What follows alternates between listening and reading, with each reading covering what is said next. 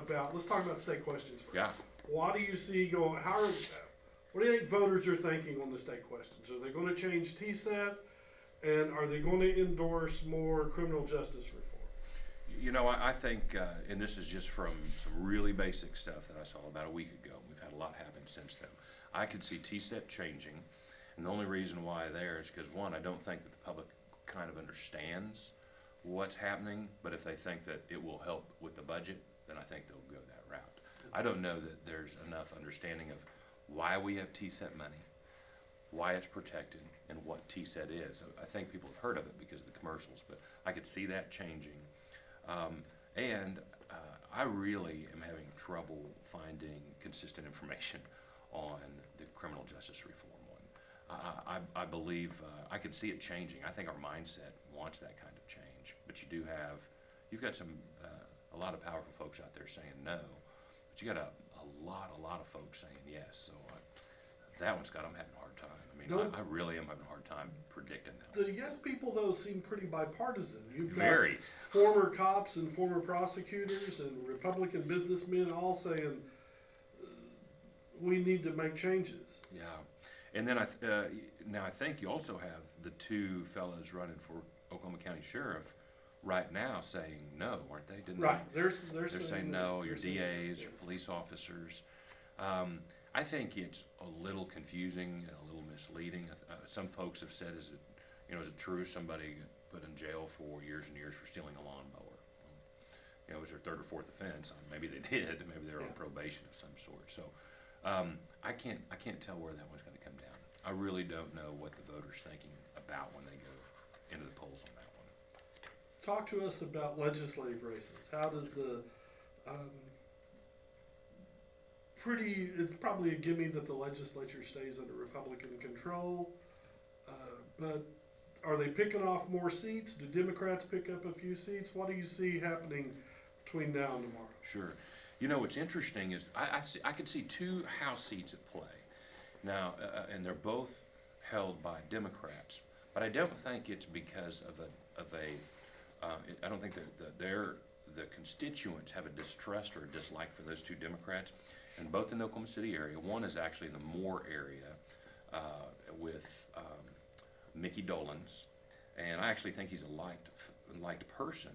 Problem is you're in a general election with Donald Trump on the ticket in Oklahoma, which does carry a little bit of weight, and you've got a fella that's got great name recognition. Now, when I say great name recognition, I mean a lot of it, not necessarily all positive. Right. And a Mike Christian, and it's interesting because he's recently gotten Roger Stone to endorse him. So Roger Stone is the operative that almost went to jail, that is a good friend of Donald Trump. That might carry a couple of votes in a conservative precinct or two in that area. So that makes that seat, I think, interesting. And then Eric Roberts, we're talking North Oklahoma City now, almost to Edmond. Eric Roberts is challenging Chelsea Branham. And Chelsea's been a really outstanding legislator, but Eric ran for the Senate a couple of years ago. He's got some name recognition. He has some money behind him. And again, if you have some people engaged in getting out for vice, they're probably going to go vote for Roberts. That, to me, right now is the big question: is where does this vice horn race end up? It's been one of the most negative races I've seen since McCurdy and Inhofe, which dates me. It was a long time ago.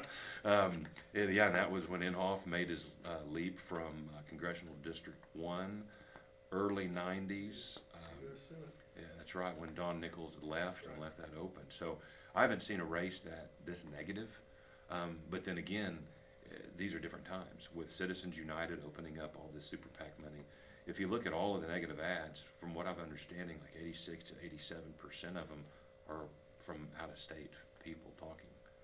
What about state Senate races? Anything there to watch? What's interesting in the state Senate is I think you might see a flip. Okay, so you might see the Democrats pick up one, and then the Republicans pick up one. So it could be a net zero in the Senate. So you have Allison Eichley Freeman, Democrat, who probably shouldn't have won the Republican race a couple of years ago, being challenged by Cody Rogers, who's a Republican road builder. And the numbers over there simply favor Republicans. You would have to have a really base. You don't have the same motivation in Tulsa as you do right now in Oklahoma City, where you have this massive fight going right. on. So over there, you may have Democratic voters in Oklahoma not be as energized to get out because they know this state's going to most likely go for Donald Trump. And so on the flip side of that, you have touching that district, also in Tulsa, another Senate race. Used to be Republican Gary Stanislawski. He's been term limited out. You got J.J. Dossett's sister, Senator J.J. Dossett from Owasso. His sister is running in the Midtown Tulsa area. Used to be Republican. It's really bleeded purple here recently. It's become more Democrat than Republican. Is that Penny Williams' old seat? Gosh, I don't know. I would have to look at that and see. That might be. Is it around the 21st in Harvard area? Peoria, 21st from Harvard. Yeah, is That's that Penny her old? Williams' Is it old really? seat, yeah. Okay. Yeah. So that that was would, once held by a Democrat. yes. Okay. And then I guess then it got caught up in the red wave. Yeah. Stanislawski was there. J.J. Dossett's sister, an educator, she's being challenged by Cheryl Baber, who's actually an Obama-appointed federal prosecutor that's Republican. So that's that one right there. That was a big race in the runoff. She beat a hand-picked candidate by the Kaiser family. And so by winning that, she actually kind of fought off several $100,000 worth of tax. So that's a hot race, but it's a super purple seat. So that one I think is up for grabs. I think right now the Senate's feeling like they could pick up the Eichley Freeman seat and end up with Cody Rogers, and they may lose the Stanislawski seat.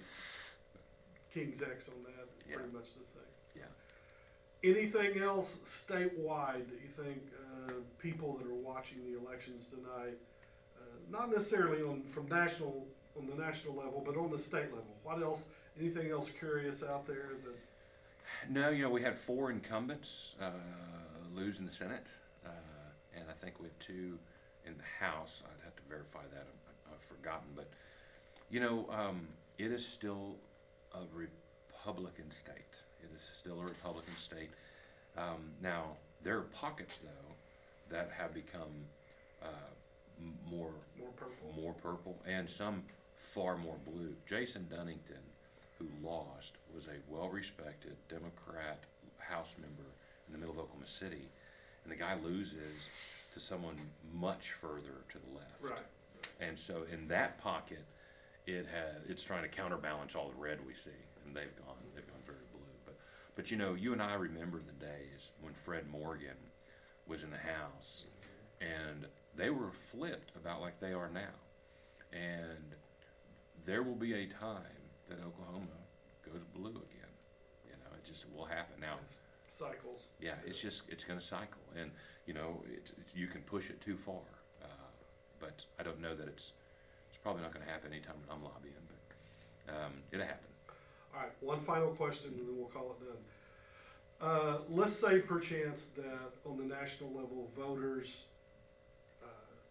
tell President Trump, so long, farewell, auf Wiedersehen, and Biden gets elected.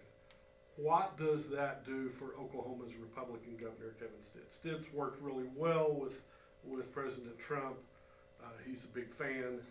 Does that hamper him politically in any way? Does it? Do you think it changes his outlook, changes the way he operates? What does a change on the national level mean for the state's government? I believe that scenario could push the possible, what we'll call Oklahoma blue, out another decade. And why I think this. When Obama was in there, it was almost like the Republicans grew at that point in time, because your Democrats, from my understanding, your Democrats in Washington that begin to take these liberal stances, all of a sudden those stances are for your moderate Oklahoman, the liberal stances are a little too far. Mm-hmm. And so what happens is, I feel like, if you remember at the time, it was just anti-Obama everything. Right. It's like the House Republicans and Senate Republicans, all they could talk about is Obama this, Obama that, and the Republican numbers grew. So if Washington goes further to the left, then I think the Republicans here are going to be looked at as kind of the ones protecting that that kind of mentality from So they become a encroaching into firewall. I believe so. Okay. And they'll blame everything on it. So your bad stuff that happens, you get a chance to blame on somebody else. The good stuff that happens, you can say you're the one that shepherded it on through. So I think Stitt's benefits or Stitt's wins, I don't think have come from anything from Washington. They've just come from his energy, his top 10, move the needle, all the quirks that he says. But it'll be he'll start talking about how he's going to stand up and say it's what we did when we said you're not bringing Obamacare to Oklahoma. Well, now we have it because they had to put it on a state question and get passed. But we were that state that was going to say no to Obamacare and no to Real ID, which we have both of now. So it'd be interesting. Thank you, Bobby. That was awesome. Hey, fun to That be a part was of it. Awesome. That will be perfect.